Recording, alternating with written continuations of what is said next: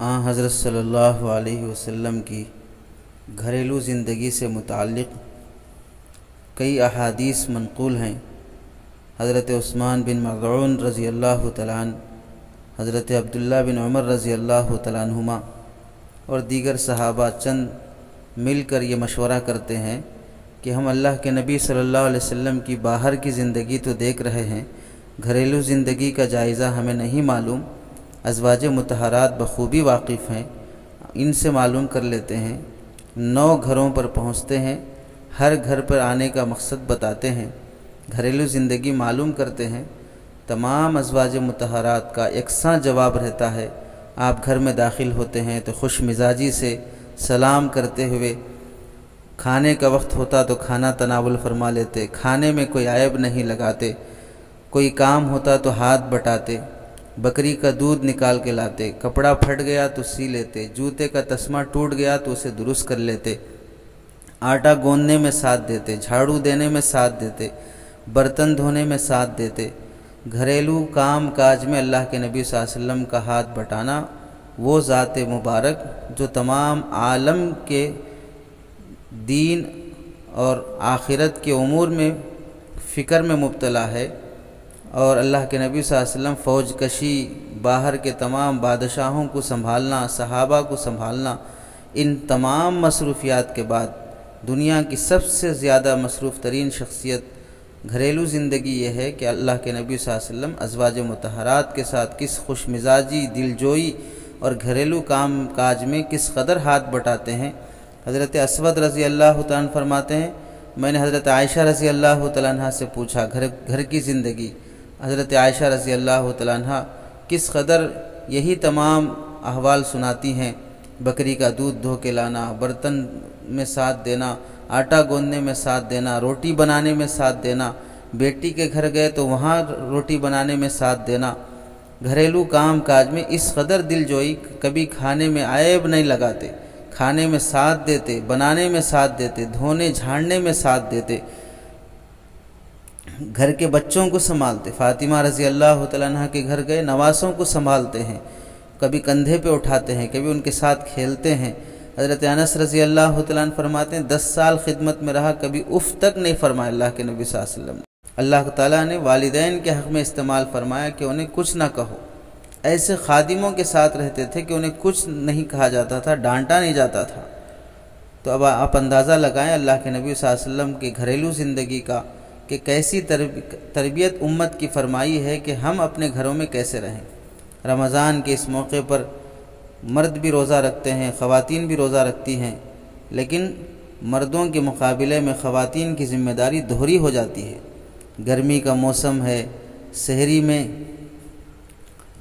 اٹھ کر کھانا بنانا، افطاری کی تیاری کرنا،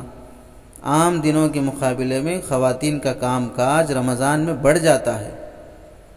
زیادہ ہو جاتا ہے۔ عام دنوں میں اتنا زیادہ کچن میں وقت نہیں گزرتا شاید جتنا رمضان میں گزرتا ہے، لیکن اللہ ان گھر کی خواتین کو بہتر بدلہ اور اجر عظیم نصیب فرمائے کہ ہمارے برابر، مردوں کے برابر سحری کرنا، عبادت میں، تلاوت میں، تہجد میں، دعاؤں میں، نمازوں میں مردوں کے مقابل قضائے عمری کی نمازوں کا اہتمام، نوافل کا اہتمام، تلاوت کا اہتمام، تسبیحات کا اہتمام زیادہ کرتی ہیں، اور اس کے ساتھ ساتھ گھر کا کام گرمی دھوپ سب ہونے کے باوجود کچن میں گھنٹہ 2 گھنٹے کھڑے رہنا، وہاں پر پکانے میں مشغول رہنا کس قدر مشکل کام ہے، کس قدر روزے کی حالت میں آدمی تھک جاتا ہے۔ لاک ڈاؤن کی وجہ سے ڈیوٹی اور نوکری نہ ہونے کے باوجود ہم رمضان کے روزوں سے کس قدر نڈھال ہو جا رہے ہیں گرمی کی وجہ سے۔ اسی گرمی کو برداشت کرتی ہوئی خواتین 2 گھنٹے کچن کی گرمی، ایک تو باہر سورج کی گرمی، کچن کی گرمی، بھوک اور روزے کی حالت، پھر پکاتے رہنا، اس قدر مشقت برداشت کرتی ہیں، چہرے پہ کوئی بل نہیں آتا، پیشانی پہ کوئی اس طرح کے آثار ظاہر نہیں ہوتے تکلیف اور مشقت کے، اور 2 4 5 نئے قسم کے آئٹم بنا کے تیار کرتی ہیں، جتنا ان کے بس میں ہوتا ہے اس قدر وہ تیاری میں لگی رہتی ہیں، تھکن کا ذرا بھی پریشان ہونا ظاہر نہیں کرتی،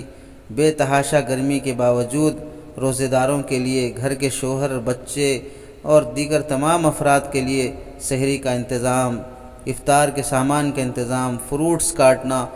دسترخوان لگانا، پانی لگانا، سب کام آرام سے کرتی ہیں، حلیہ بگاڑ کر نہیں دکھاتی، پیشانی پر بل نہیں آتا، پوری عقیدت احترام کے ساتھ کرتی ہیں، اس نیت سے کہ روزے داروں کی خدمت میں ہم کو ثواب ملے گا،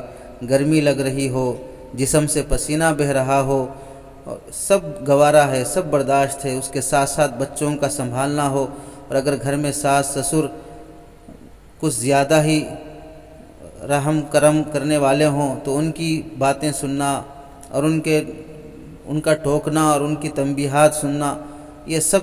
شکوہ شکایتیں گوارا کرتی ہوئی خوشی محسوس کرتی ہیں کہ ہم روزے داروں کی خدمت کر رہی ہیں،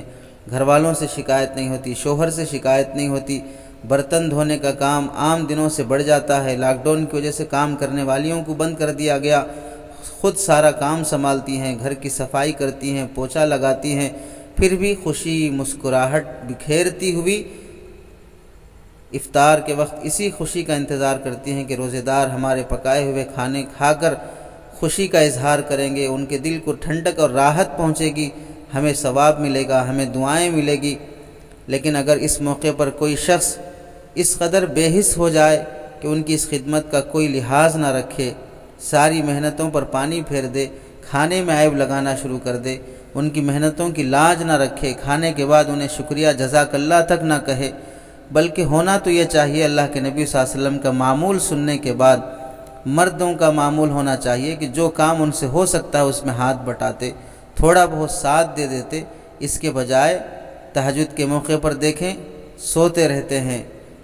بار بار عورت کچن سے بیڈ روم تک 10 منٹ میں 5 منٹ میں آ کے اٹھاتی رہنا پڑتا ہے، ابھی 10 منٹ رہ گئے، ابھی 20 منٹ رہ گئے، ابھی 5 منٹ رہ گئے، جلدی اٹھو جلدی اٹھو، سیدھے اٹھے گا، واش روم جائے گا، برش کرے گا، وہی سڑی صورت لے کے آگے دسترخوان پر بیٹھ جائے گا، نہ کوئی تہجد، نہ کوئی دعا، نہ دسترخوان بچھانے میں، پانی رکھنے میں، برتن لانے میں کوئی ساتھ دینا نہیں ہے۔ افطار کے موقع پر اگر دیندار شخص ہے تو اس کی دینداری وہ یہی سمجھتا ہے کہ بس تلاوت میں مشغول رہو، تسبیح میں مشغول رہو، اور بیچاری افطار کے وقت 12-13 گھنٹے کا گرمی کا روزہ برداشت کرتے ہوئے اکیلی کچن روم میں کھڑے ہو کر پکا رہی ہے، کاٹ رہی ہے، دھو رہی ہے، ایک خیال نہیں آتا کہ جا کے اسے ساتھ دے دوں، اس کا ہاتھ بٹاؤں، آخر یہ کون ہے؟ میری شریک حیات ہے، میری زندگی کی ساتھی ہے، روزے دار ہے۔ اللہ کے نبی صلی اللہ علیہ وسلم نے تو نوکروں غلاموں پر بوجھ ہلکا کرنے کا حکم فرمایا، یہ تو میری بیوی ہے، یہ میری زندگی کا آدھا حصہ ہے، میں اس کا بوجھ ہلکا کر دوں، اس کا ساتھ دے دوں۔ اصل دینداری تو یہ ہے کہ اس موقع پر گھر کی خاتون کو ساتھ دیا جائے۔ تمہاری تلاوت، تمہارا ذکر، تمہاری عبادت اس وقت کی دینداری نہیں ہے، پورا دن پڑا ہے، پوری رات پڑی ہے، افطار کے آدھے گھنٹے 1 گھنٹے پہلے جب عورت تیاری میں لگی ہو 10 منٹ اس کا ساتھ دے دیا جائے، تمہارا 5 منٹ اس کا ہاتھ بڑھا دینا اور پیار محبت کے 2 جملے کہہ کر اس کے 2 کام بنا دینا، اس کے پورے دن کی تھکن کو ختم کر دیتا ہے، ایک سکون، ایک راحت اسے محسوس ہوتی ہے کہ میرا شوہر میرا اپنا ہے، میرے غم، میرے دکھ درد اور میری تکلیف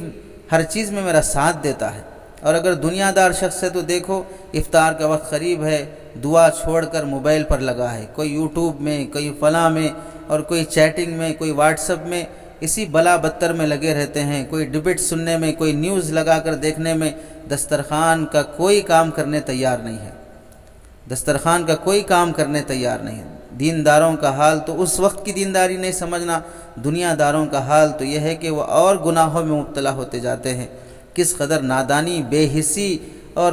غیر اخلاقی رویہ ہے اپنی ہی گھر کی خاتون کے ساتھ، اپنی ہی بیوی کے ساتھ، نہ بچوں کو سنبھالا جاتا ہے، نہ گھر کے کسی کام کاج میں ہاتھ دیا جاتا ہے، بلکہ اس کے باوجود اس کے علاوہ عورت پر زبردستی کرنا، نئے نئے کھانوں کا مطالبہ کرنا، کچھ کمی پیشی ہو گئی تو اس پر ڈانٹنا، تنبیہ کرنا،